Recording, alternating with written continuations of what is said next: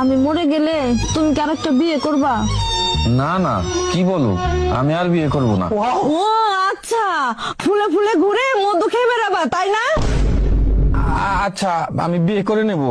সে তো করবেই, আমার মরার অপেক্ষা করে তো তুমি আছো। না না গো, আমি তোমাকে কিছুতেই মরতে দেব না। হ্যাঁ আমি জানি তো, আমি বিছানায় অসুস্থ হয়ে পড়ে থাকবা আর তুমি বাইরে মেয়ে নিয়ে ফুর্তি করে বেড়াবা।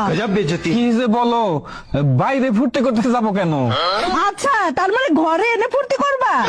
আচ্ছা মুশকিল তো, ঘরে আনতে যাবো কেন?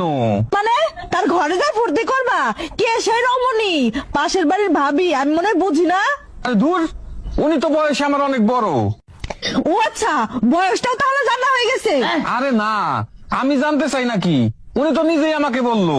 কবে বললো? তুমি ওর বাড়িতে গেছিলা তাই না? আরে না, ওনার ফোনটা হ্যাং করছিল, ভাইয়া বাসায় ছিল না, তাই আমাকে একটু ডাকছিল। ও আচ্ছা, ভাইয়া যখন বাসায় থাকে না তখন তুমি ওর বাড়িতে যাও না? চরিত্রহীন রংবট, আজ তোকে ডিভোর্স দেবো। আরে দূর পাগলি, ডিভোর্স কি আর একদিনে হয় নাকি? ডিভোর্স দিতেও 3 মাস সময় লাগে। সে খবর নেওয়া হয়ে গেছে, বাকি কি রেখেছো আর শুনি? কি যে বলো, তুমি ঘুমাও তো। আমি ঘুমাই আর তুমি ভাবির সাথে ডেটিং করতে যাও তাই না? দূর, তোমার যেমন চাই ভাবু, আমি গেলাম।